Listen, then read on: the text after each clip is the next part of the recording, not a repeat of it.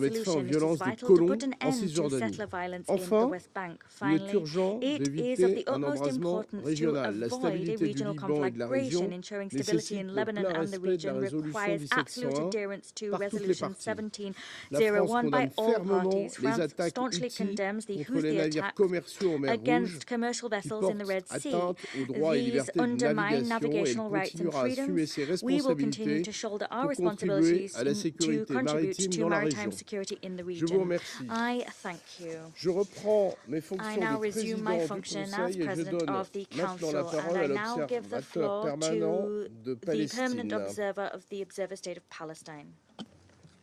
Mr. President,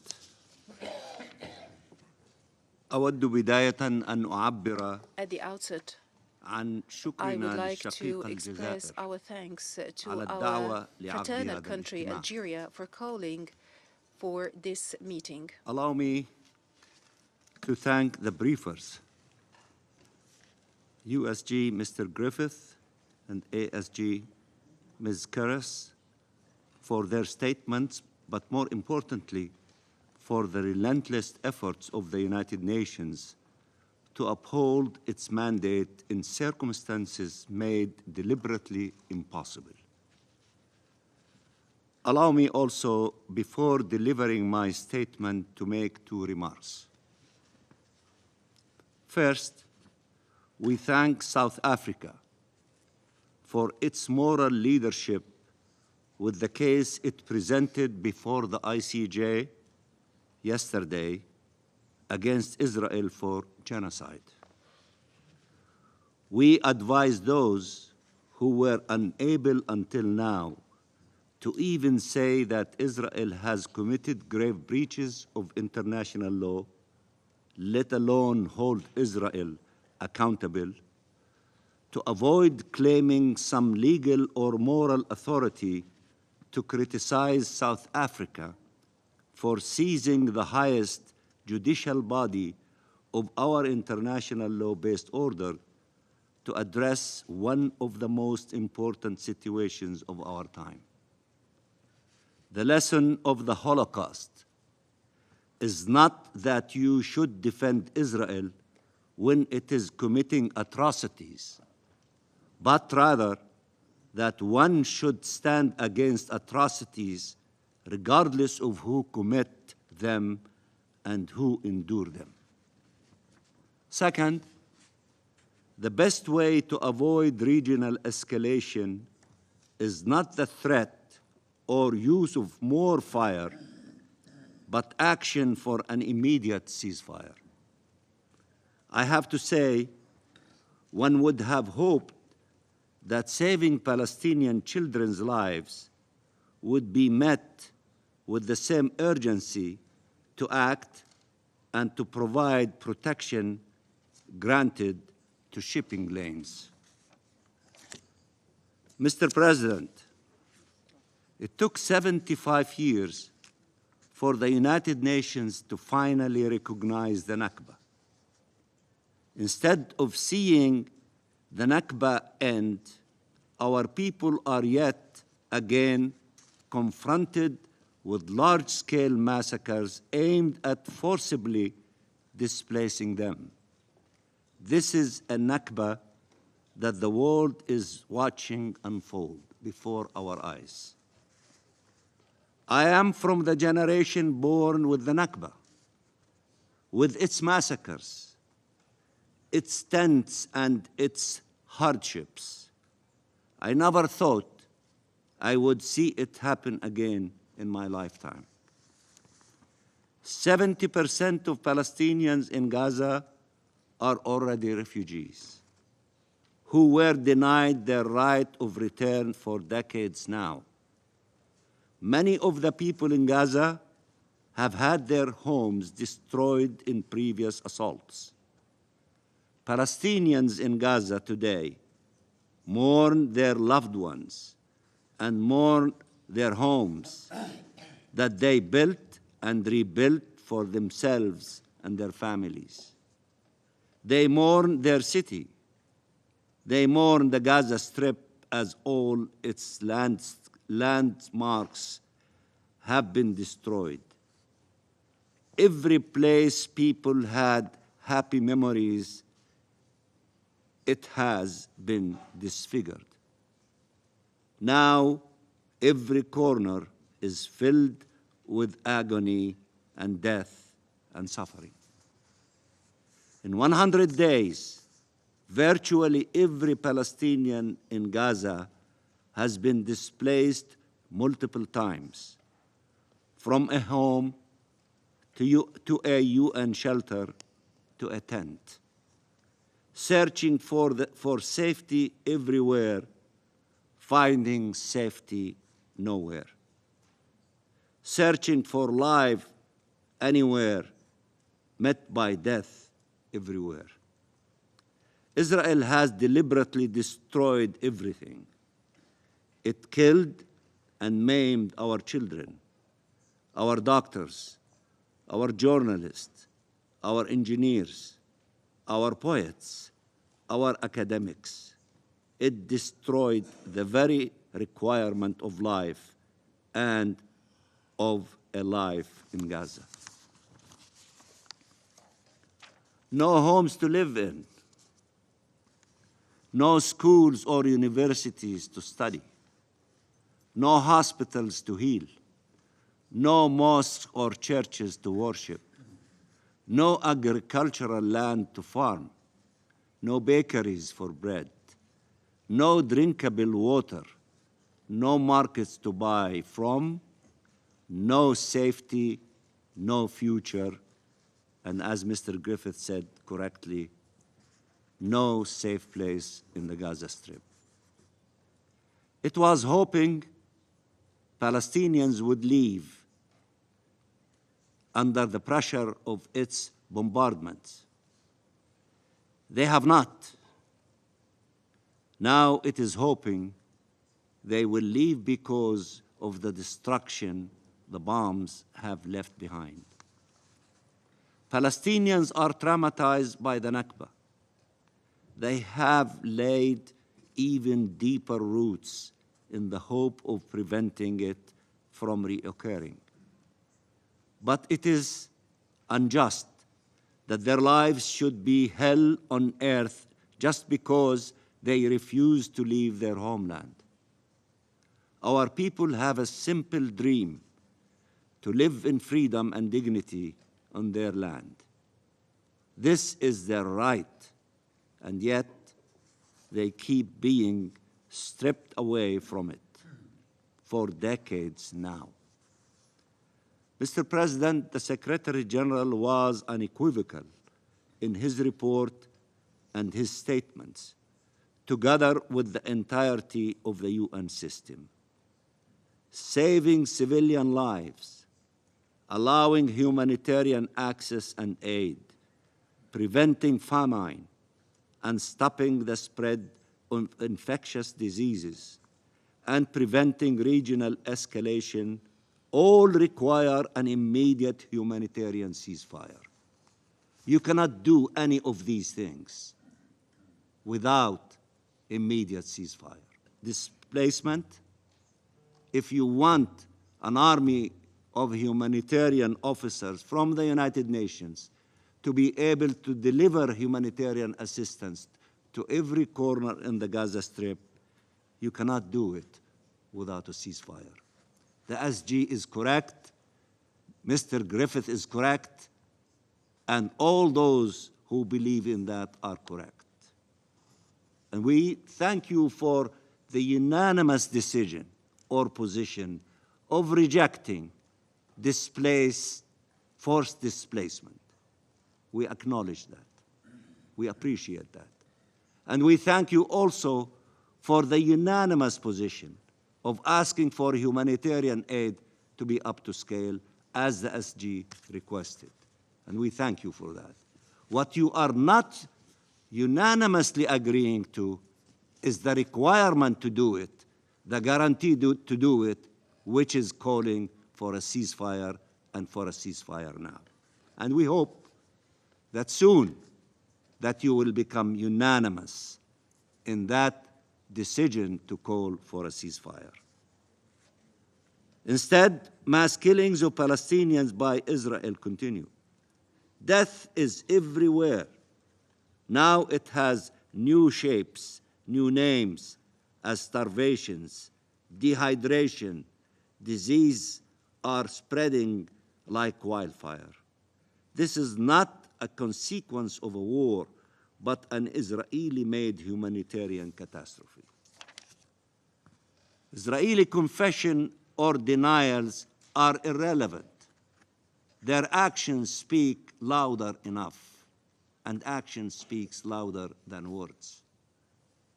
Israel wants the Palestinian people to choose between destruction and displacement, between genocide and ethnic cleansing. You need to act now to stop the genocide underway, to save lives, to put an end to this carnage and to restore life in Gaza. And our people will have to figure out how to live with such loss, pain, suffering, and trauma. with how to live without their loved ones, or without limbs, or with visible and invisible scars. Mr. President, there has always been two visions about how to end this conflict. Live and let live, uphold international law, end the occupation, fulfill Palestinian rights, and achieve just and lasting peace based on UN resolutions. That is the international consensus. And another vision, a supremacist, racist, criminal, and delusional vision that somehow this conflict could end by Palestinians accepting that they have only three options: death, exodus, or subjugation. This incessant attacks against Palestinian communities in the West Bank, including East Jerusalem, to force them to leave also stem from that same logic, the one that denies Palestinian existence, Palestinian rights, and Palestinian statehood, the one that considers that the solution is not ending the Nakba, but taking it to its term. The international position is clear. There is not a people too many in our region. There is a missing independent state. Act accordingly, protect the Palestinian people, and support the independence of the Palestinian state. Mr. President, the Palestinian people are here to stay. We are as old as our Roman olive trees. They have a right to live in freedom and dignity in their ancestral land. This is the only path towards shared peace and security. All those who want to see shared peace and security should not spread fire. They must support an immediate ceasefire and support it right now. I thank you, Mr. President. Je remercie l'observateur permanent de Palestine de sa déclaration et je donne à présent la parole au représentant d'Israël. Thank you, Mr. President. Distinguished council members, this is the second Security Council meeting this week on the situation in Gaza, and the 21st meeting on the subject since October 7th.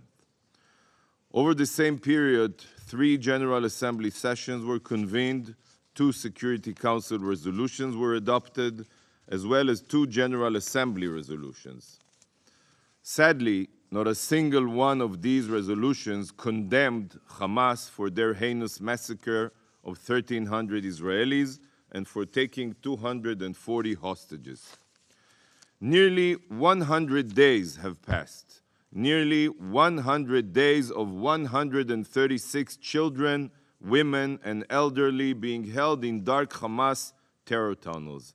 And still, not a single discussion here was dedicated to advance their release. Not even one. 100 days, for heaven's sake. 100 days, and not once has this council convened in order to focus on freeing the hostages. Little baby Kfir Bibas is about to mark his first birthday. A quarter of his life spent as a hostage in the hands of rapists and murderers. And the council has taken no action to secure his release. 100 days, and Hamas has not even permitted the Red Cross to visit the hostages. This is the most heinous war crime. And what has this council done? But colleagues, these are all symptoms of the same cancer that is rotting this institution. For years, the United Nations has been exploited by dictators and human rights abusers, and today it has become another weapon in the arsenal of terrorists. The UN has lost all moral credibility. 98 days after the most widespread massacre of Jews since the Holocaust, it has become evidently clear that the United Nations can only unite on one thing: the demonization of Israel. 76 years ago, here at the UN, there was a moment of justice and morality when the General Assembly adopted the partition plan, establishing a Jewish state, establishing an Arab state. Israel, as you probably remember, immediately accepted the resolution and established a thriving state, democracy. The Palestinians, on the other hand, rejected the resolution, and from that moment on, for the past 76 years, they have used every means to annihilate us, including the use of the UN as a weapon. They called their failure to commit a genocide against the Jewish people the Nakba. You heard it today. Council members, there is not one single UN body that has remained untainted by politicized anti-Israel bias. Every UN body has become weaponized against Israel by the Palestinians and their automatic anti-Israel majority. Just look at this meeting. The Arab League representative on the Council found it crucial to discuss the forced displacement of Gazans in the same week that Gaza was already discussed here in depth and in the General Assembly. First, let me be very clear. There is no forced displacement. As Israel's Prime Minister said 2 days ago, Israel has no intention of displacing the population in Gaza. Israel is solely fighting Hamas terrorists, whose core strategy is to use Gazan civilians as human shields and who have converted every inch of Gaza to a terror war machine. To ensure that October 7th never happens again, Israel must eliminate Hamas. You all know it. Yet, Hamas has embedded itself in and under civilian infrastructure. The temporary evacuation of civilians from active war zones. After all, temporary evacuation is reversible, while the loss of life is not. You know the facts, yet, due to political interests, some of you prefer spreading falsehoods over the truth. Israel be damned. Colleagues, as we speak, there are over 1 million Muslims being forcibly removed from their homes. All of their possessions taken from them as they face poverty, famine, and disease. No, I'm not talking about the situation in Gaza, but about Pakistan's forced displacement of 1.3 million Afghans. Afghan families that lived their entire lives in Pakistan are being forcefully expelled, their lives destroyed and their future lost. 85% of those fleeing are women and children, 85%. This council convened 21 times primarily to assist the people of Gaza at the account of Israel defending itself against Hamas terrorists, but not even once to focus solely on defending the rights of Afghans in Pakistan. Why does the forced displacement of Muslims from a Muslim country mean nothing to the Algerian representative and the Council? I'll tell you why. No Jews, no news. But this is merely one example. On Christmas, 200 Nigerian Christians were murdered by Muslims. Over the past decade, 50,000 Christians in Nigeria have been butchered and hacked to death. Is this even a concern to the Council? Again, no Jews, no news. Colleagues, this Council speaks a lot about proportionality, But where is the proportionality when it comes to your obsession against Israel? You dedicate hours talking about Israel and attempting to tie our hands when brutal dictatorships and murderous regimes such as Iran and others are hardly a focus here. Sadly, you are not the captains of this ship. The Council is being led by the poisonous political goals of the biased majority in the UN. Every UN body is now a weapon against Israel, and as a result, those in real need remain helpless.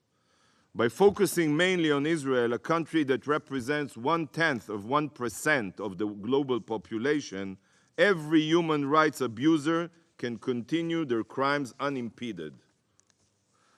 Colleagues, in 2023, the General Assembly passed more resolutions against Israel than against Iran, North Korea, and Syria combined.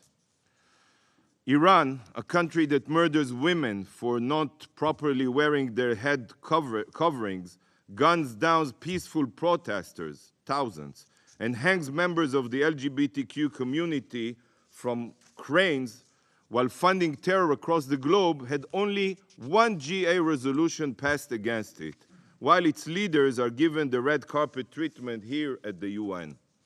Syria, a country that has murdered hundreds of thousands of its own citizens with barrel bombs and chemical weapons, also had only one resolution passed against it. Israel had over a dozen, just like every year. It should be crystal clear to every person in this room that the UN is not only broken, it is dangerous. It took UN women 60 days to release a loose and vague statement on Hamas's sexual violence despite the overwhelming evidence of their crimes. To the UN, Israeli women are not women.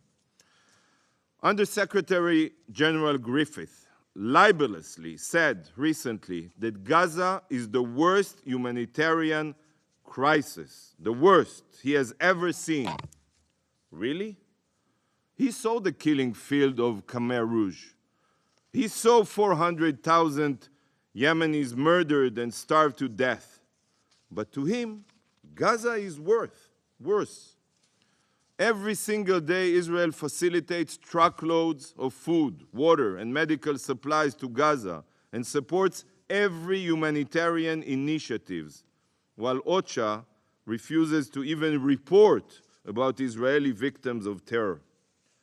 Where are his concerns? By the way, where are your concerns of Palestinian leaders, Palestinian officials' incitement to terrorism? They pay the terrorists. They don't only talk about it, they pay them to kill Jews. The PA did not even condemn the October 7th massacre. Where are the concerns? Even the WHO has joined the Palestinians' arsenal. In May, at the WHO annual meeting, a special debate was held to single out Israel, the only country in the world singled out for condemnation with its very own special agenda item was the Jewish state. At that same annual meeting, North Korea was elected to the WHO board, upon which Syria and Yemen also sit. This is how distorted the UN has become. The same goes for UNRWA. Just this week, a Telegram group of 3,000 UNRWA teachers in Gaza was exposed to contain many posts celebrating and praising Hamas's massacre. The rapist murderers were praised as heroes. Their education was glorified, and pictures of dead and captured Israelis were gleefully shared. Countless weapons caches and rockets have been found in UNRWA schools across Gaza, as well as sickening education materials promoting martyrdom and anti-Semitism. This is a UN agency manufacturing generations of hate and violence. It is literally a UN-facilitated weapon against Israel. The list of different UN agencies and bodies that have been weaponized against Israel is endless. But of all the anti-Israel organs at the UN, there is one that puts all others to shame, and this is the Human Rights Council. Currently, important to know the facts, out of the Council's 47 members, only 17 actually uphold human rights in their own countries. And this is the Council we trust to be a lighthouse of morality and good. Not a single Human Rights Council resolution has been focused on the police state of Cuba, not even once, or the authoritarian regime of Venezuela. No Jews, no news. Iran even recently chaired a human rights social forum. To the UN, darkness is light and wrong is right. Israel is the only country that is bashed at every Human Rights Council session due to Special Agenda Item 7, bash the Jews and make news.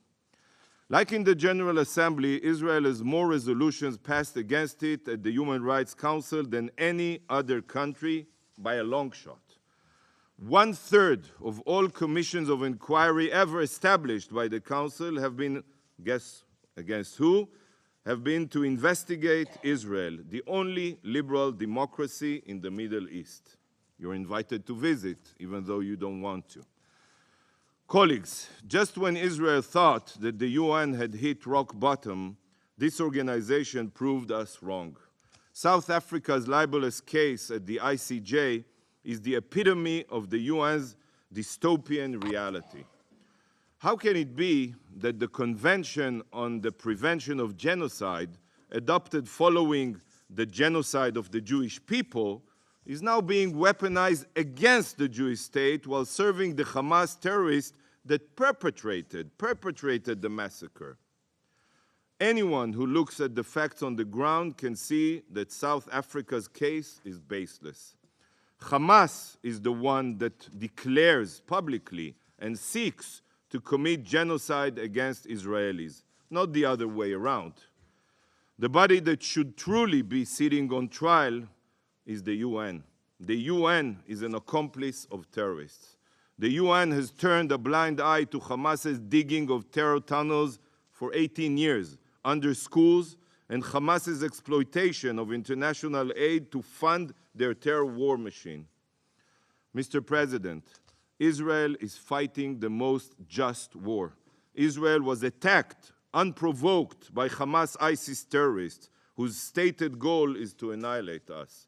It is written in their charter, and they have sworn publicly to repeat the atrocities of October 7th until they achieve this goal. No country, dear colleagues, in the world would accept a ceasefire in a similar situation until such a threat can no longer be actualized. You all know this. So why are you still being steered by politics? Why are you directly following the script of terrorists?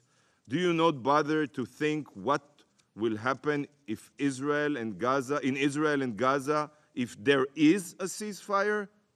We know what will happen. Hamas will continue its reign of terror in Gaza. How can you speak about the two-state solution or any other solution together with a ceasefire that will keep Hamas in power? What kind of future do you think the region will have if this happens? Hamas knows that it cannot defeat Israel on the conventional battlefield. So instead, it uses terror to attempt to drive us away out of fear while weaponizing the UN to help it achieve its goal. The time has come to take back the UN, to force this institution to live up to its founding principles. Thank you, Mr. President. Je remercie le représentant d'Israël de sa déclaration. Le représentant de l'Algérie a demandé la parole pour faire une autre déclaration. Merci, Monsieur le Président, de me donner la parole pour la seconde fois. Rassurez-vous, je vais être bref, mais je vais essayer de vous aider à conclure cette session de notre Conseil sur une note positive. D'abord, je voudrais remercier tous mes collègues au Conseil de sécurité pour leur contributions substantielles sur le sujet qui nous réunit aujourd'hui, c'est-à-dire le projet de déplacement forcé de la population palestinienne. Au terme de nos échanges de cet après-midi, in light of our discussions this l'on peut afternoon, conclure we can conclude qu'il y a un that there consensus is au consensus sein du Conseil de within sécurité the Security Council autour du rejet catégorique behind the de need tout to projet categorically reject visant any directement project aiming ou indirectement directly or le déplacement indirectly forcé to des bring about Palestiniens the forced de displacement leurs of the terres. Palestinian people from their C'est un lands. consensus This rare, is a rare c'est un consensus. consensus It is précieux a qui nous invaluable réconcilie consensus avec which le brings us multilatéralisme. together and reconciles us Ne with pourrions-nous pas multilateralism. avancer ensemble We cannot forge ahead sur la base de ce consensus together retrouvé on the au basis sein of this du Conseil, consensus within même s'il this ne council. concerne qu'une partie de la question palestinienne? But we must do that Cela aurait, j'en suis certain, even if it only une deals with one résonance part of the Palestinian issue, extraordinaire because if we do work au together on the sein basis de of that l'opinion consensus, that will publique reverberate dans in le an monde extraordinary fashion et surtout in terms of public opinion dans throughout notre the région. world, and particularly Dans notre within our région, region. So we need où to je work dois together l'avouer, on the basis of that consensus. les Nations Unies I must confess, et in le our Conseil region, de the United sécurité Nations and the Security ont Council besoin de need reconquérir leur to crédibilité restore et their la credibility confiance and dans leur action. rebuild trust La in délégation their algérienne endeavors. The Algerian est disposée delegation à is travailler ready and willing avec tous les to collègues work with all au sein colleagues du Conseil de within sécurité the Security pour Council avancer dans ce sens, to make progress in pour la that paix direction dans notre for région, peace mais in our aussi dans le region, monde. but Je vous also throughout remercie. the world. I thank you. Je remercie I le thank représentant de the l'Algérie de representative sa of Algeria déclaration. for that Il n'y a statement. plus There d'oratrices are ou no d'orateurs additional inscrits sur la speakers liste. on our La speakers séance list. est The levée. meeting is adjourned.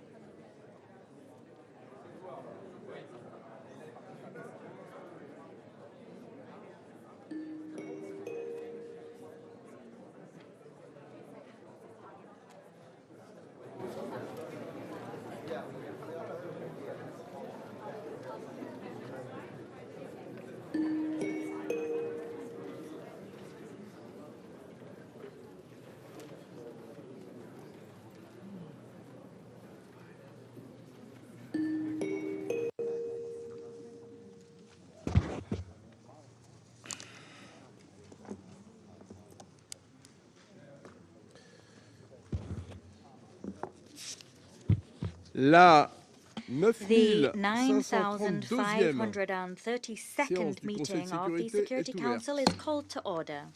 L'ordre du jour The provisoire provisional de la agenda présente for this séance meeting est is maintien de la paix maintenance et de of la sécurité international peace and internationale. security. L'ordre du jour est The adopté. agenda is adopted.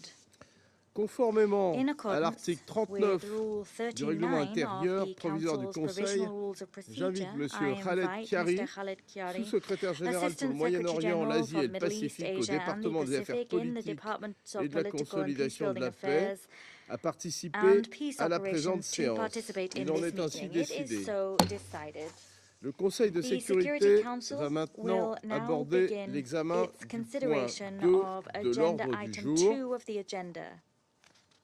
Je donne à I now présent give the la floor parole to à Monsieur Mr. Khaled Khaled Kiari. Kiari.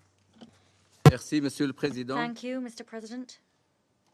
On 11th January, the military forces of the United States and the United Kingdom, supported by 4 countries, reportedly conducted over 50 air strikes and missile strikes on targets across Yemen, including in Sana'a, Taiz, Hudaydah, Hajjah, Saada, Damar, and Ib.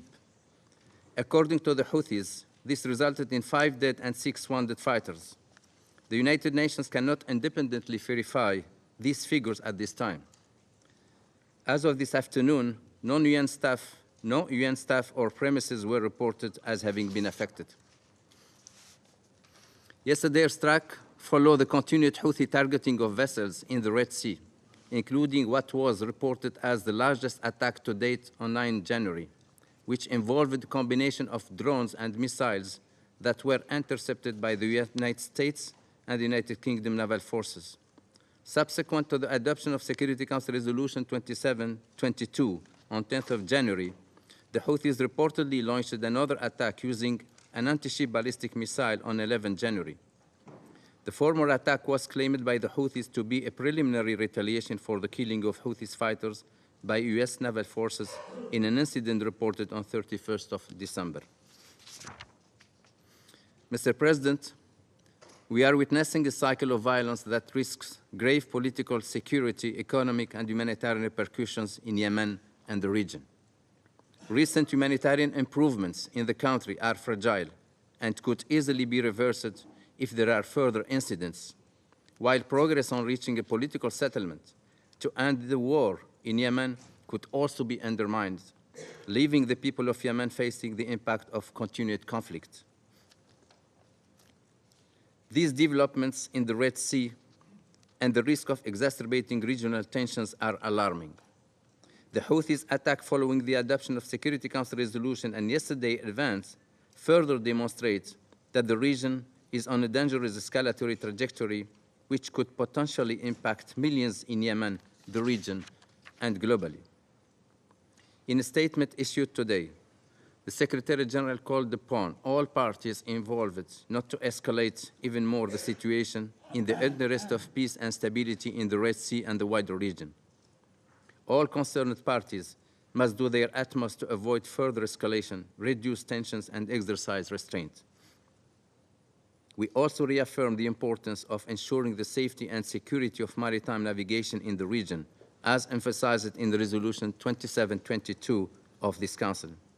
In that regard, we also call for the immediate release of the Galaxy Leader, which was seized by the Houthis on 19 November, and the release of her crew. Monsieur le Président, we call on this Council to continue its efforts in actively engaging with all concerned parties to prevent further escalation from exacerbating regional tensions or undermining regional peace, security, or international trade. Je vous remercie. I thank you. Je remercie I thank M. Chiari Mr. pour son Chiari for his exposé briefing. et je donne maintenant la parole aux membres du Conseil qui souhaitent faire une déclaration, à commencer par le représentant de la Fédération de Russie. Господин председатель, признательны Халиду Керри за его доклад о ситуации. Вообще-то в условиях очевидной вооруженной агрессии по отношению к суверенной стране в качестве докладчика мы бы сегодня хотели видеть генерального секретаря ООН. Мы хотели видеть we would like to see as a briefer the UN Secretary General in this situation. The main task of the United Nations, enshrined in its charter, is to prevent threats to peace and to suppress acts of aggression or other violations of peace in accordance with the principles of international law. With great regret, we note that yesterday we encountered just such a situation, armed aggression by a group of countries against another state. The 11th of January, the so-called international coalition headed by the U.S. and Great Britain, comprising Australia, Canada, Bahrain, and as they call themselves, vaunting themselves as the capital of global justice, the Netherlands. These states all carried out a mass strike on Yemeni territory. I'm not talking about an attack on some group within the country, but an attack on the people of the country on the whole. Aircraft were used, warships and submarines. There are reports that U.S. Navy craft launched Tomahawk missiles as well. These strikes hit the Yemeni port of Hodeidah, the cities of Sana, Sada, Zabid, Taiz, and Damar. Americans and their satellites bombarded airports and other infrastructure. At the site of the craters, explosions gave rise to fires. What we're seeing in Yemen, unfortunately, is painfully familiar. The same picture of destruction for 3 months has already been unfolding in the Gaza Strip. Right now, the long-suffering Yemen is becoming a hotbed of hostilities in the region once more. The war is spreading to the Red Sea and the Gulf of Aden. Yet Washington is clearly not going to leave it at that. The White House has announced that they reserve the right to resume hostilities if they see new threats. You don't need to have clairvoyance to understand that these threats and these measures to respond from them will be determined arbitrarily by the U.S. without the slightest regard for international law. President, despite the assertions of our Western colleagues, these massive strikes by the U.S. and Great Britain on the territory of Yemen have nothing in common with the exercise of the right to self-defense under Article 51 of the UN Charter. Article 51 doesn't apply to the situation with commercial shipping. The right to self-defense cannot be exercised in order to ensure the freedom of shipping. Our American colleagues know this fact very well. Yet no sanction by the UN Security Council under our Article 7 of the Charter was forthcoming either. Colleagues, the situation is crystal clear. The actions of the so-called coalition utterly blatantly violate Article 2 of the UN Charter. The latest military aggression of the collective West is part of a long track record of attacks on the long-suffering Middle East. All of these pseudo-legal justifications of the White House don't stand up to any criticism. I want to recall once more that the freedom of navigation is governed by the UN Convention on the Law of the Sea of 1982. In the event of a violation of the convention provides for starting negotiations with the violator and to submit a suit for arbitration or to the International Tribunal on the Law of the Sea. Nothing in this document or in the norms of international law or in conventional law gives anyone the right to attack a sovereign country. It's also clear that Washington is trying to provide at least a shred of justification for its illegitimate actions, and it can't even get its story straight. What's absolutely risible is the fact that the U.S. mentioned the concept of piracy. It's clear to anyone that's risible that has taken even the slightest glance at the definition of piracy in Article 101 of UNCLOS. But even if we're talking about pirates, the convention gives you the right to seize a pirate vessel and prosecute the crew and not to bomb yet another country into the Stone Age. President, Russia time and again has warned about the risks of such a scenario. We've been consistent in our calls for a ceasefire in Gaza. This includes with the aim of preventing a further regional escalation and to prevent neighboring countries being drawn into it, even indirectly being drawn into the Palestinian-Israeli conflict amid the unprecedentedly brutal Israeli military operation in Gaza.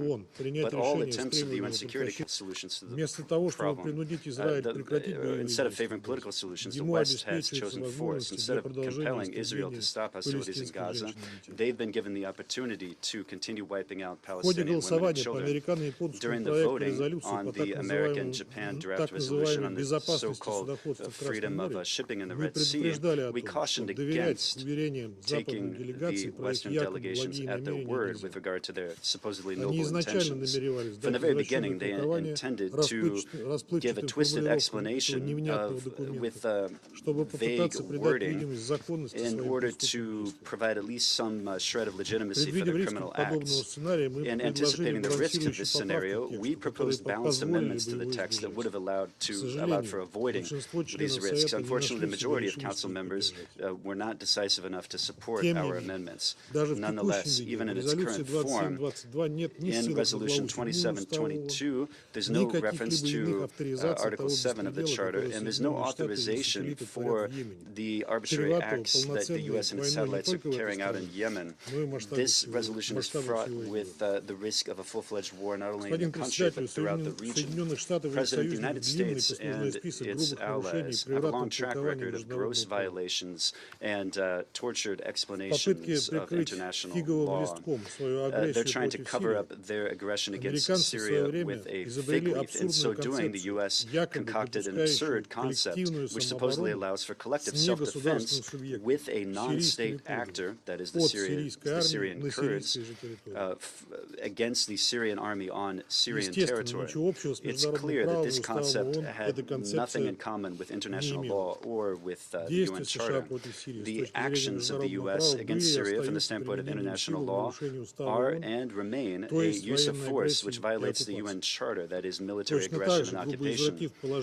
There was also a gross perversion of the provisions of Council resolutions to the extent that the NATO coalition destroyed the Libyan statehood in 2011.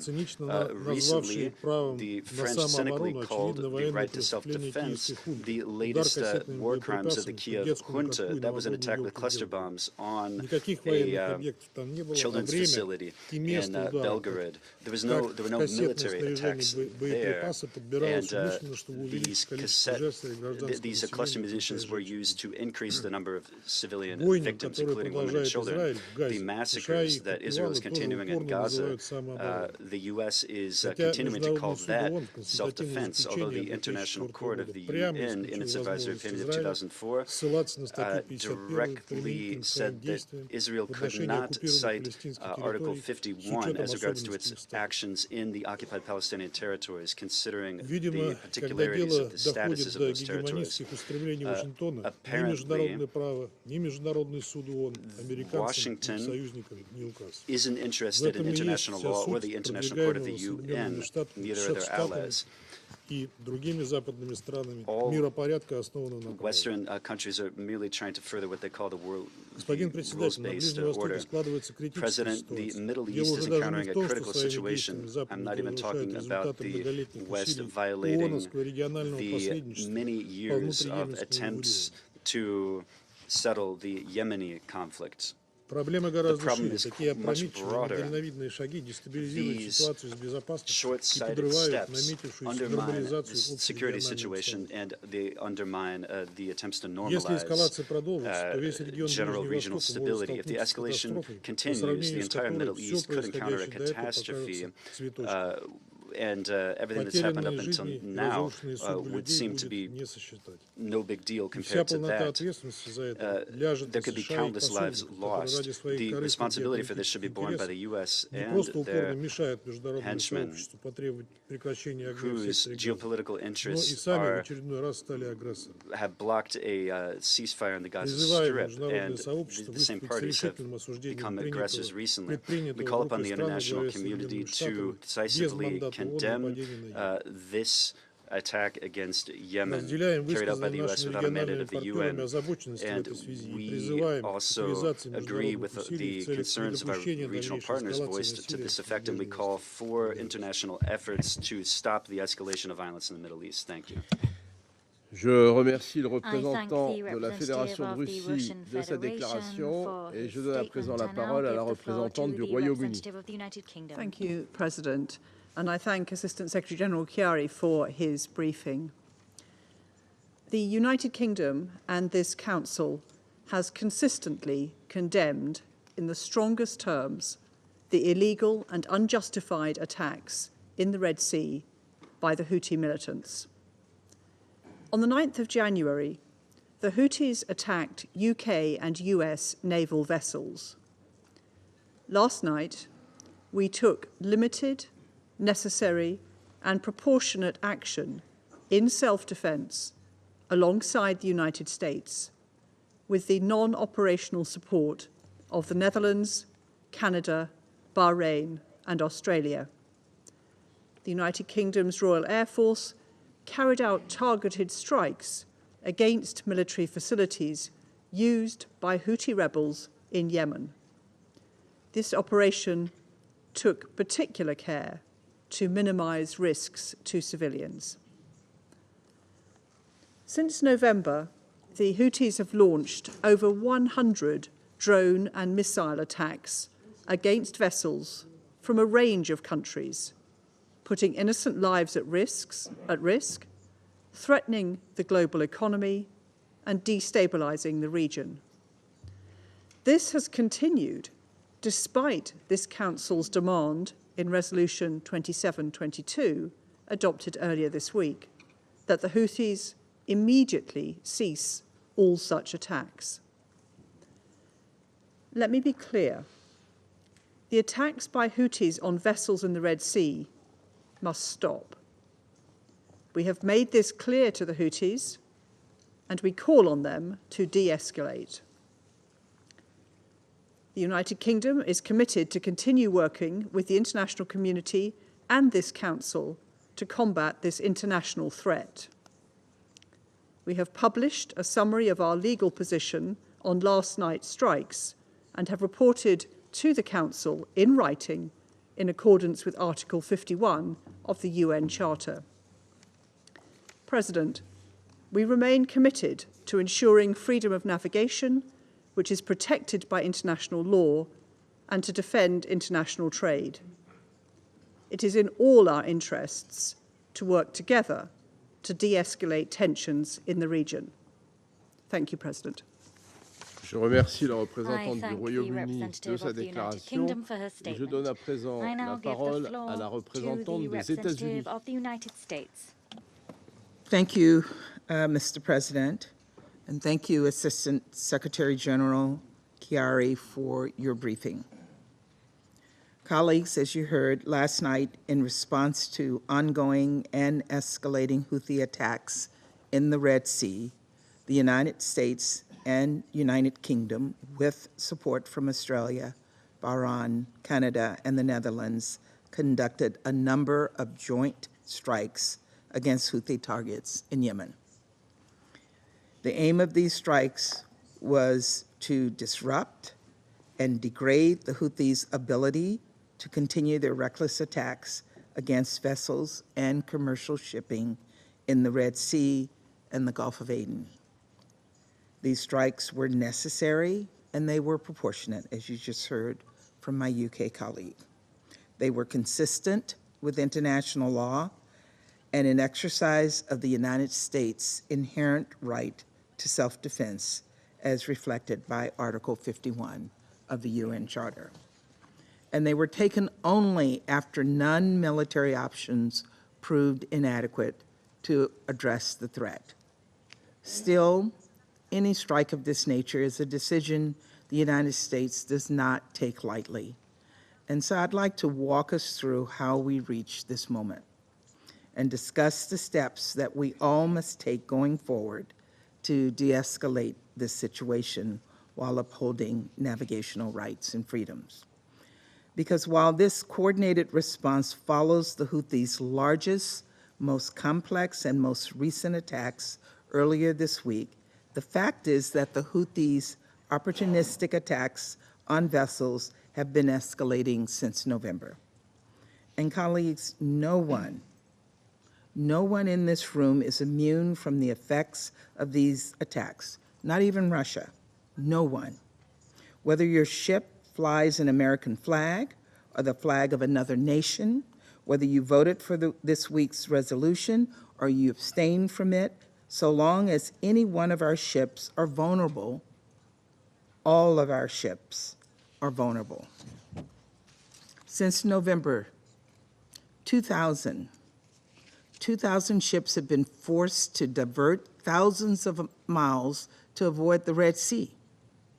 More than 50 nations have been affected in 27 Houthi attacks on international commercial shipping. And Houthi militants have threatened or taken hostage mariners from more than 20 countries. That includes the crew of the Galaxy Leader, a Bahamas-flagged Japanese-operated vessel. On November 19th, Houthi forces hijacked the ship and kidnapped a multinational crew, including Bulgarian, Mexican, Romanian, Ukrainian, and Filipino citizens. Despite council calls for the release of the ship and its crew, the Houthis still hold them hostage to this day. Not long after, following the council's condemnation of these attacks, a Norwegian-flagged vessel was struck by what appeared to be an anti-ship missile launched from a Houthi-controlled area of Yemen. Days later, Houthi forces attempted to board a Marshall Islands-flagged vessel, while a pair of missiles were once again launched from Houthi-controlled areas of Yemen. And so on December 18th, the United States established Operation Prosperity Guardian, a 22-country-strong defensive coalition to help defend against Houthi threats in the Red Sea. On December 19th, 1 month after the Houthis first took MV Galaxy Leader and its crew hostage, 44 countries condemned Houthi interference with navigational rights and freedoms in the Red Sea. Unfortunately, the Houthis continued their attacks. On December 26, the United States forces intercepted 12 one-way attack drones, 3 anti-ship cruise missiles, and 2 land attack cruise missiles in the southern Red Sea, all fired by the Houthis at multiple vessels crossing the waterway. Aiming to deter further attacks and de-escalate the situation, the United States put forward a presidential statement, one that received strong support, save unfortunately for one member of this council. As we deliberated further on December 30th and 31st, the attacks escalated when Houthis targeted and then attempted to commandeer a Singapore-flagged and Denmark-owned and operated ship. When Houthi attackers ignored warnings and fired on our naval helicopters, the United States responded by striking and sinking 3 of their 4 boats. And while the United States sought to defend commercial ships in the Red Sea, we also continued to pursue a diplomatic response. On January 3rd, the United States, along with 13 other countries representing some of the world's largest shippers, warned that the Houthis' attacks threaten innocent lives, the global economy, and the free flow of commerce, noting that the Houthis would bear the full consequences should they continue these attacks. That same day, this council convened an emergency meeting where there was a consensus for council action. And so in partnership with Japan, we penned a resolution that was adopted earlier this week following extensive consultations. This resolution once again called for the Houthis to cease these attacks and condemn those who provided the arms and assistance needed to carry them out. I'll also note that this resolution referenced the inherent right of member states in accordance with international law to defend their vessels from attacks. The inherent right. So why take you through this timeline? Because doing so makes this much exceedingly clear. Yesterday's strike was the latest in a series of actions in self-defense taken by the United States alongside other countries, and one that occurred against a broad diplomatic backdrop of global condemnation. Colleagues, the United States does not desire more conflict in a region already plagued by so much of it. Our aim is simple: to de-escalate tensions and restore stability in the Red Sea while upholding the fundamental principles of freedom of navigation. In order to do that, this Council must continue to do a few things. We must continue to make clear that despite bad faith claims to the contrary, most of the vessels the Houthis have attacked have nothing to do with Israel. And it goes without saying, attacks on any vessel in the Red Sea, regardless of our origin or ownership, are entirely unacceptable. Arguing otherwise risks legitimizing clear violations of international law. We need to also be clear about the role of Iran in these attacks. Without Iranian support, in violation of their obligations under Resolution 2216, the Houthis would struggle to effectively track and strike commercial vessels navigating shipping lanes through the Red Sea and the Gulf of Aden. Every member of this Council, and especially those with direct channels to Iran, should press Iran's leaders to rein in the Houthis and stop these attacks.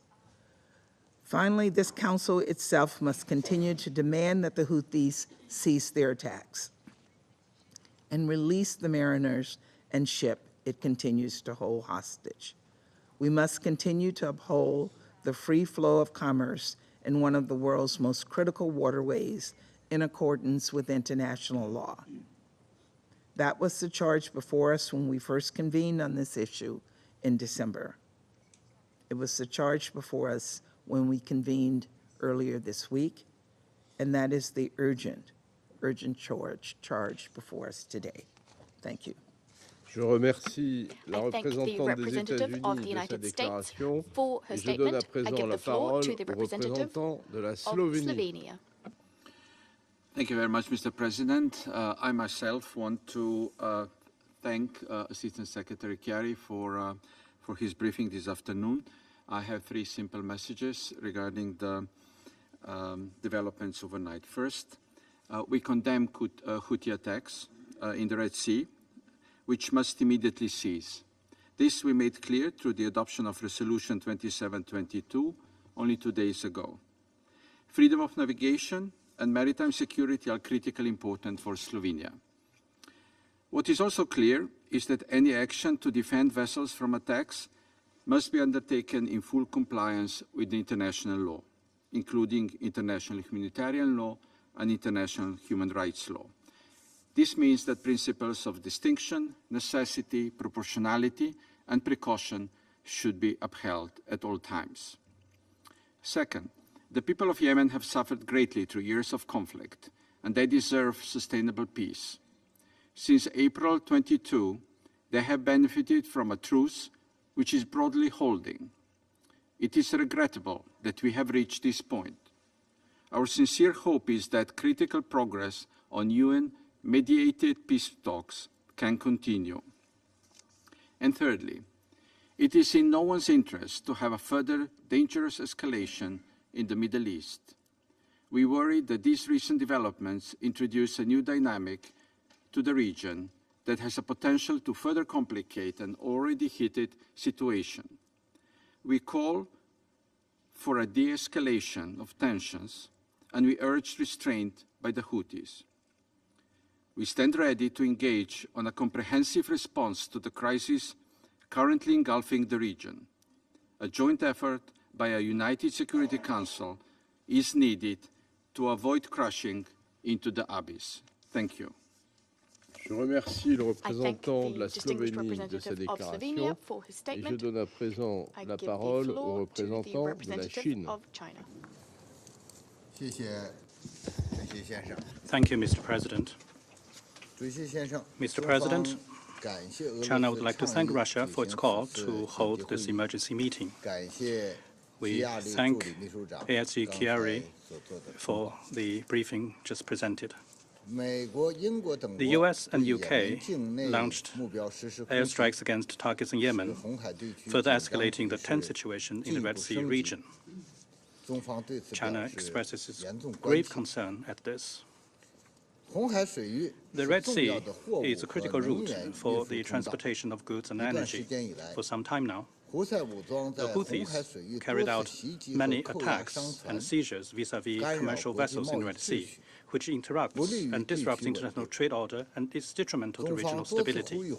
China has called repeatedly on the Houthis to immediately cease their attacks and harassments on commercial vessels and respect the navigation rights of the commercial vessels of all countries in the Red Sea in accordance with international law.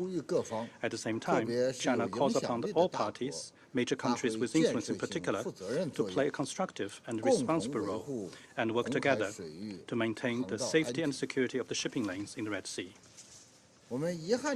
It is regrettable to see that the blatant military actions taken by the relevant countries against Yemen have not only caused infrastructure destruction and civilian casualties, but have also resulted in heightened security risks in the Red Sea. This does not contribute to the protection of the safety and security of the commercial vessels and the freedom of navigation. The relevant military operations could also undermine the political process in Yemen. We fail to see how such military operations could achieve the stated objectives. It must be pointed out that the Security Council has never authorized any state to use force against Yemen. The military actions taken by the relevant countries are at odds with the Security Council Resolution 2722, which was recently adopted. China reiterates that no country shall misinterpret or abuse international law and Security Council resolutions and create new tensions in the Red Sea. The current tense situation in the Red Sea is one of the manifestations of the spillover effects of the conflict in Gaza. Allowing the conflict in Gaza to drag on while expecting it will not spread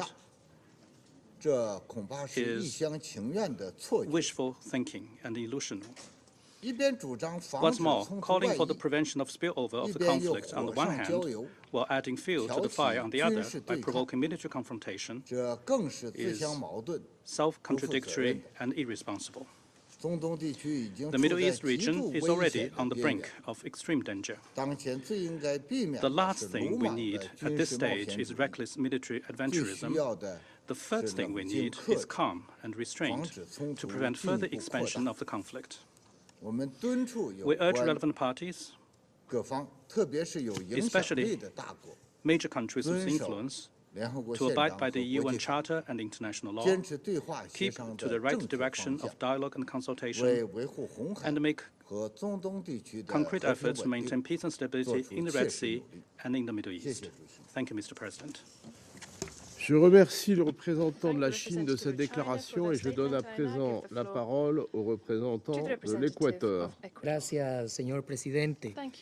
Tomamos nota y agradecemos la información proporcionada por el subsecretario Chiari.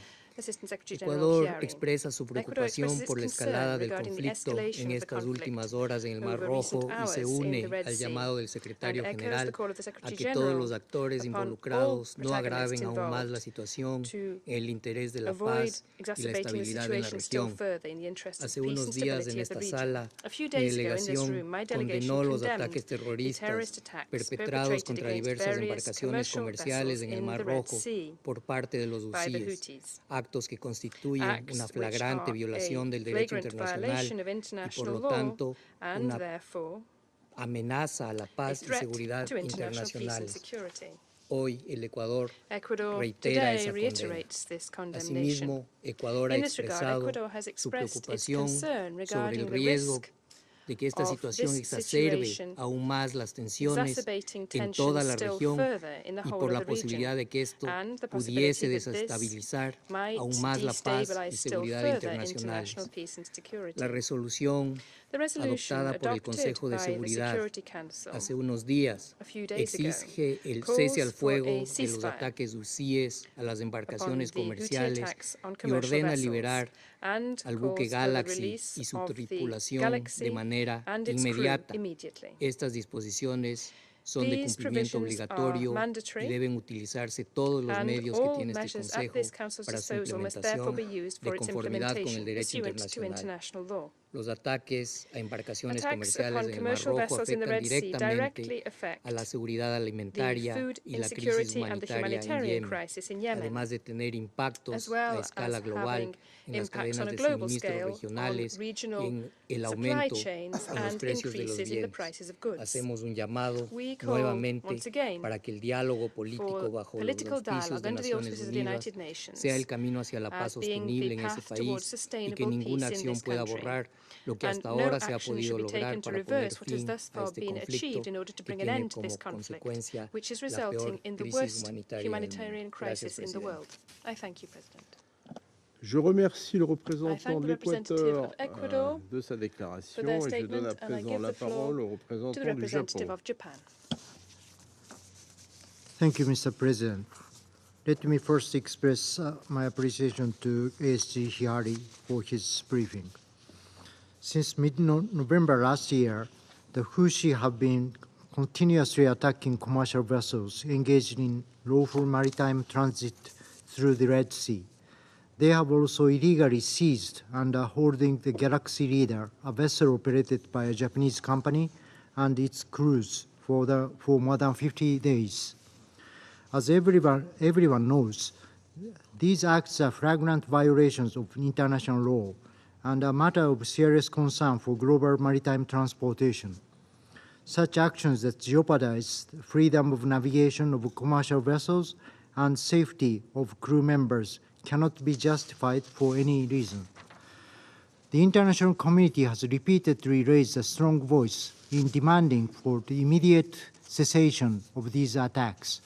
This Council also issued a press statement last month and held an emergency meeting on January 3rd to express its grave concern against Houthis' irresponsible actions. On the same day, the countries concerned, including Japan, sent a clear message that the Houthis would bear the responsibility of the consequences if they continued to threaten lives, global economy, and the free flow of commerce in the region's critical waterways. The Houthis, however, have not stopped the attack against commercial vessels, have been escalating their illegal and unacceptable actions. Mr. President, only 2 days ago, Security Council adopted the Resolution 2722 demanding the Houthis to immediately cease their attacks against commercial vessels and reaffirming their navigational rights and freedoms in the Red Sea. To date, we have exerted all possible diplomatic efforts to resolve this issue. Regrettably, however, the Houthis have ignored the calls by the international community, including the unequivocal pronouncement by this Council. In response, the United States and the United Kingdom have conducted joint strikes against a number of targets in Houthis' controlled areas yesterday to degrade the Houthis' capacity to make additional threat. Japan supports the determination of the United States and the United Kingdom and relevant countries to fulfill its responsibility in ensuring the free and safe navigation of vessels. To this end, we understand that these measures are aimed at preventing the further deterioration of the situation. Japan remains firm in its commitment to not tolerate any action that would disturb the inalienable freedom of safe navigation, and will take the necessary steps to seize the Houthis' threat while continuing to closely cooperating with relevant countries. I thank you. Je remercie le représentant du Japon de sa déclaration et je donne à présent la parole au représentant du Mozambique. Thank you, Mr. President. we thank Assistant Secretary General Khaled Kiari for his briefing to the Council. Mr. President, Mozambique is deeply concerned by the recent developments in Yemen, occurring less than a day after the Council adopted Resolution 2722. While we abstained from that vote, it is unfortunate that the Council's decision could be misinterpreted as sanctioning the use of force. As members of this Council, entrusted with maintaining international peace, we firmly oppose any action that undermines international security or could be misconstrued as sanctioning escalation. We are deeply worried about the potential involvement of other UN members in the escalation of the conflict and violence in the region. We believe that the employment of force at this precarious time undermines crucial ongoing diplomatic efforts to pull the region back from the brink amidst the ongoing Israel-Palestine crisis. We firmly believe that in the face of possible all-out conflict in the region, moderation and increased efforts to address the underlying cause of tensions in the region must take precedence.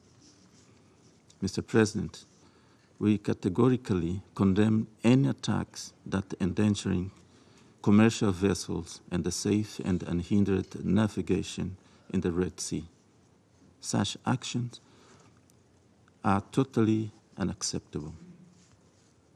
Mr. President, it is common knowledge that Yemen is currently facing a severe humanitarian crisis, and it is on the verge of becoming a new front in an already unstable region.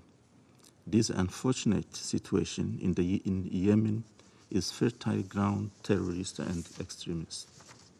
We strongly advocate maximum caution and restraint by all actors in order to prevent the situation in the Red Sea worsening any further. Our mandate requires us to pursue peace rather than violence and ensure that every action we take safeguards the region from further escalation and hardship. I thank you, Mr. President. Je remercie le représentant du Mozambique de sa déclaration et je donne à présent la parole à la représentante de Malte. Thank you, President, and thank you, ASG Chiari, for your briefing. The Middle East continues to be in a state of turmoil. The conflict in Gaza, the deteriorating situation in the West Bank, hostilities along the Blue Line, and episodes of insecurity in Syria and Iraq paint a troubling picture.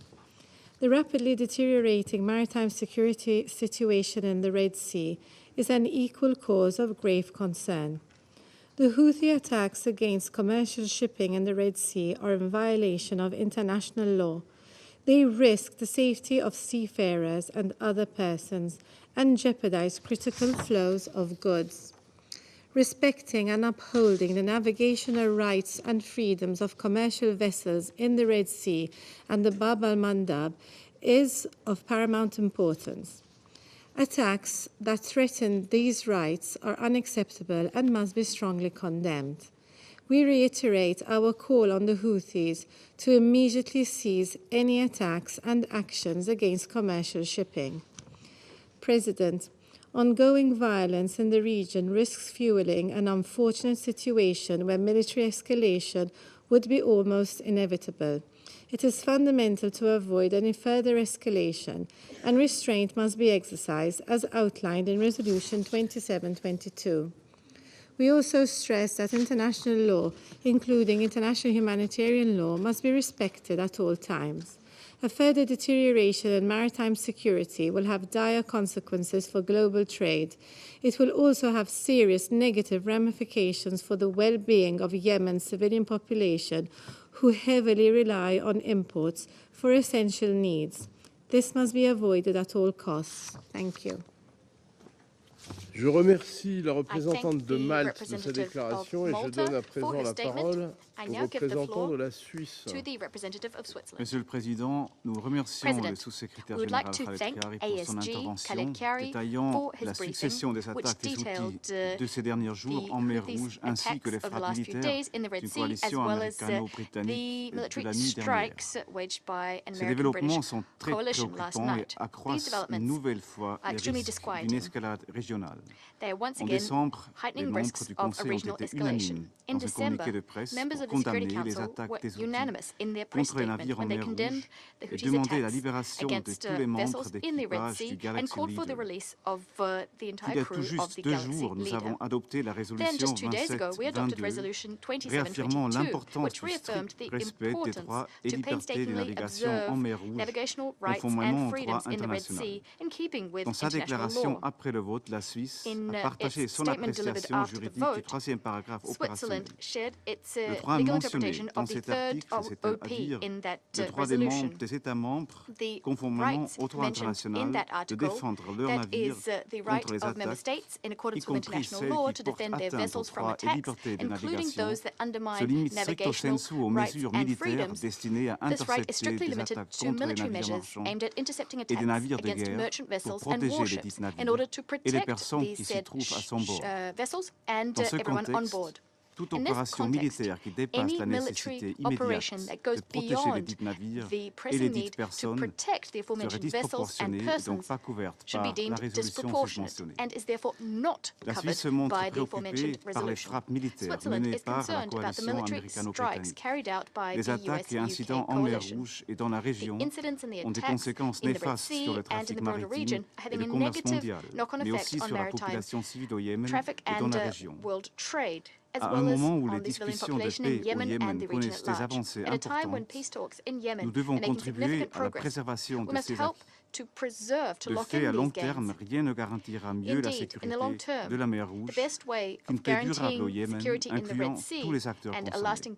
Une nouvelle détérioration de la situation doit donc impérativement être évitée et nous avons collectivement les moyens de l'empêcher.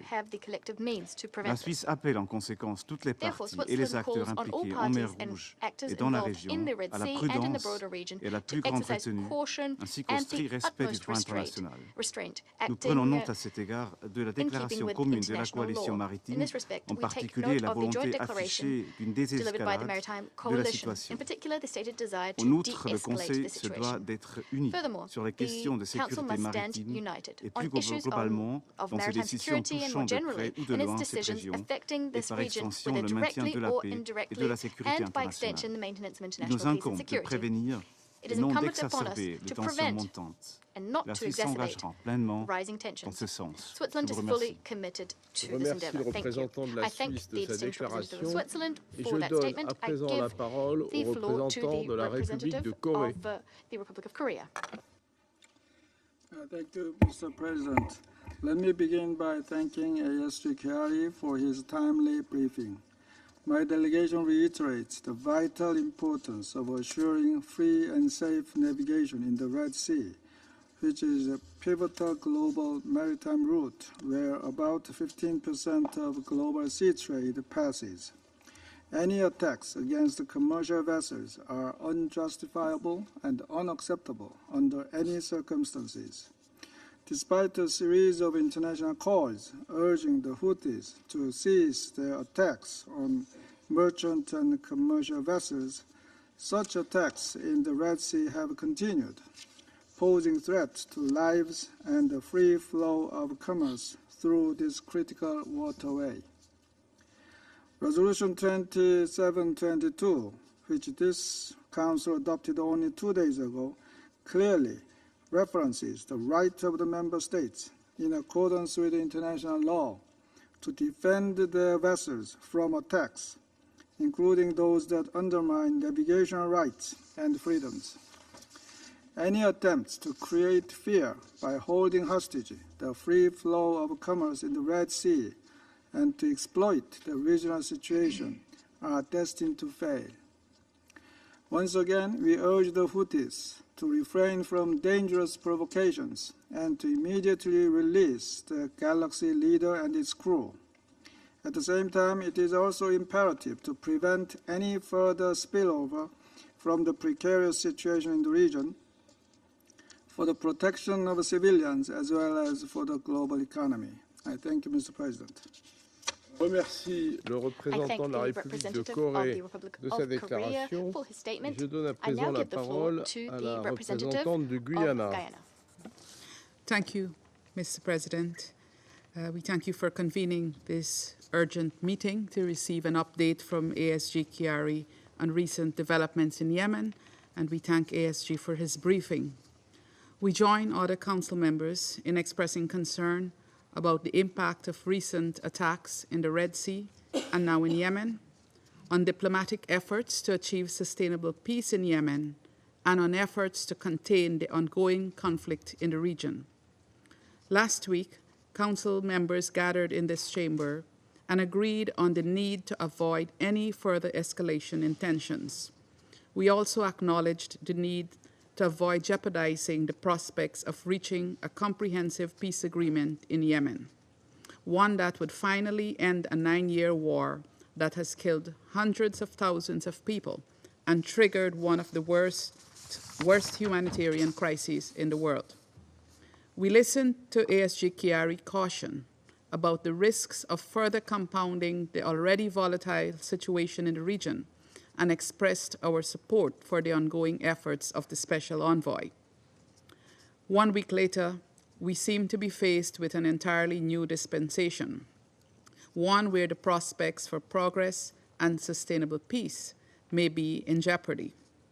Today, an estimated 18.2 million people in Yemen are still in need of humanitarian assistance. At the same time, international funding for humanitarian operations is on the decline. The Yemeni people can ill afford a re-escalation of hostilities. They deserve peace. The people of the Middle East deserve peace. Guyana calls for all sides to exercise restraint and to avoid taking any further actions that could derail ongoing efforts to find a sustainable, long-term solution to the crisis in Yemen. We therefore reiterate our call for an immediate ceasefire in Gaza, for an end to the attacks on commercial and merchant vessels in the Red Sea, and for the release of the Galaxy Leader vessel and crew. Finally, this Council must maintain its support for the Special Envoy's efforts to negotiate a sustainable peace in Yemen. I thank you. Je remercie la représentante du Guyana de sa déclaration et je donne à présent la parole au représentant de la Sierra Leone. Mr. President, I thank you for convening this briefing. Let me also thank ASG Khalil Kiari for his important, informative briefing and insight. This Council on 10th January 2024 adopted Resolution 2722 to address the continued attacks on commercial vessels in the Red Sea. Sierra Leone voted in favor of the resolution in view of the principle to protect the navigational rights and freedoms by vessels of all member states and the threat posed to international peace and security, particularly in the region. In our explanation of position in the adoption of the Resolution 2722, we urge for due compliance and application of existing international law. In this regard, any action by member states that have taken place after the Security Council approved Resolution 2722 must be in line with the provisions of the resolution and existing international law. We condemn the attacks by the Houthis and urge compliance with the Council's resolution, and also call for the release of MV Galaxy Leader and its crew. Sierra Leone also reiterates the need for safeguarding the Yemeni peace process and the further need to address the root causes, including the conflict in the Gaza Strip. I thank you. Je remercie le représentant de la Sierra Leone de sa déclaration et je donne à présent la parole au représentant de l'Algérie. Merci, Monsieur le Président, d'avoir convoqué cette réunion. Thank you, President, for convening this meeting. Thank you, Mr. Khiari, for your briefing. 2 days ago, during the adoption of the resolution on maritime security, Algeria stressed that military intervention cannot ease the tensions in the Red Sea region. Algeria expresses its deep concern regarding the ongoing military operation and airstrikes in the Red Sea region, targeting various sites and cities in Yemen. Algeria calls for restraint and caution at this critical juncture to avoid further escalation. Our opinion is that, first, the use of force will only complicate the situation in Yemen and may lead, unfortunately, to undermining the effort deployed by the Special Envoy of the Secretary General to end the war in Yemen and to relaunch the political process for a united Yemen with the government controlling his coastal borders and ensuring the security in the Red Sea. Second, addressing the root causes of conflicts in the region is now imperative. And in this context, the need for a ceasefire in Gaza has never been more urgent. Every day, we count more and more victims among civilians, women, and children. And only a ceasefire, an immediate and durable ceasefire, will ease the tensions in the region and avoid the spillover with catastrophic consequences in the whole region. I thank you. Je remercie le représentant de l'Algérie de sa déclaration. Je vais maintenant faire une déclaration en ma qualité de représentant de la France. Je remercie M. Chiari de sa présentation. La France condamne les attaques menées par les Houthis en mer Rouge contre des navires commerciaux. Elle se félicite de l'adoption de la résolution 2722 qui adresse un message de fermeté aux Houthis. Par leurs actions armées, les Houthis portent la responsabilité de l'escalade des tensions dans la région, ainsi que pour la stabilité internationale. Ils menacent directement 15% du commerce mondial. La France continue d'appeler à la libération immédiate du Galaxy Leader et de son équipage originaire des Philippines, de Bulgarie, d'Ukraine, de Roumanie et du Mexique, illégalement détenus par les Houthis. Nous demandons à la République islamique d'Iran, qui finance et arme les Houthis, de cesser ces actions déstabilisatrices. Par sa résolution 2722, le Conseil de sécurité a rappelé que l'exercice des droits et libertés de navigation doit être respecté et que les États ont, en accord avec le droit international, le droit de réagir à ces attaques. La France continuera à assumer ses responsabilités et à contribuer à la sûreté maritime dans cette zone, en lien avec ses partenaires, comme elle a été appelée à le faire les 9 et 11 décembre dernier, lorsque la frégate Languedoc a été conduite à détruire des drones Je vous remercie. Le représentant de la Fédération de Russie a demandé la parole pour faire une autre déclaration et je la lui donne. Господин председатель, нас не удивляет откровенно слабые аргументы, которые сегодня пытались привести в оправдание своей агрессии Соединенные Штаты и Великобритания. Ведь иных аргументов попросту не существует и не может существовать. Нет никакой, подчеркну, никаких правовых оснований для их атаки на суверенный Йемен. О каком праве на самооборону Лондон и Вашингтон говорит за 1000 миль от собственных границ? С каких это пор это право стало распространяться на коммерческие суда? Тем более следующий, как это подтвердила сама постоянный представитель Соединенных Штатов под флагом третьих государств.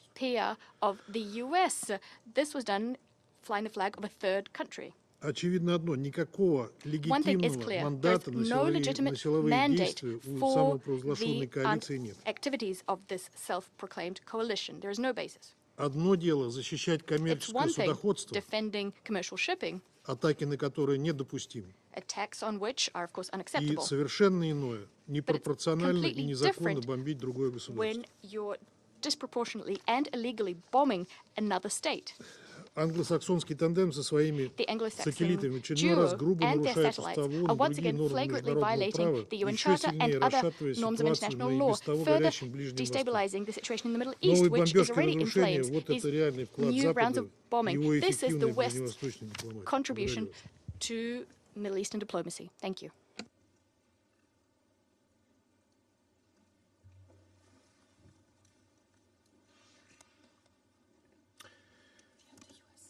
Je remercie le représentant de la Fédération de Russie de sa déclaration. La représentante des États-Unis a demandé la parole à nouveau et je la lui donne. We have been clear in our statement, despite the fact that my Russian colleague thinks it was weak. We carried out this action under Article 51. And this comes down simply to freedom of navigation, the free flow of commerce, and yes, for the United States, but also for more than 50 nations that have been affected by these attacks, whose ships have been rerouted thousands of miles to avoid violence. Crews have been held hostage, some to this day. Vessels have been fired on and frankly would have been hit without our intervention. And the situation in the Red Sea has become untenable for every single country that's been affected by these attacks. So de-escalation needs to happen. It needs to happen from the Houthis, who are putting all of our shipping lines in jeopardy. Thank you, Mr. President. Je remercie la représentante des États-Unis de sa déclaration et je donne à présent la parole à la représentante du Royaume-Uni. Thank you, President. I'll say briefly, as I said just now in my intervention, we've published a summary of our legal position on last night's strikes, and we have reported to the Council in writing in accordance with Article 51 of the Charter. I think that's comprehensive. Thank you, President. Je remercie la représentante du Royaume-Uni de sa déclaration. Il n'y a plus d'oratrices ou d'orateurs inscrits sur la liste. La séance est levée.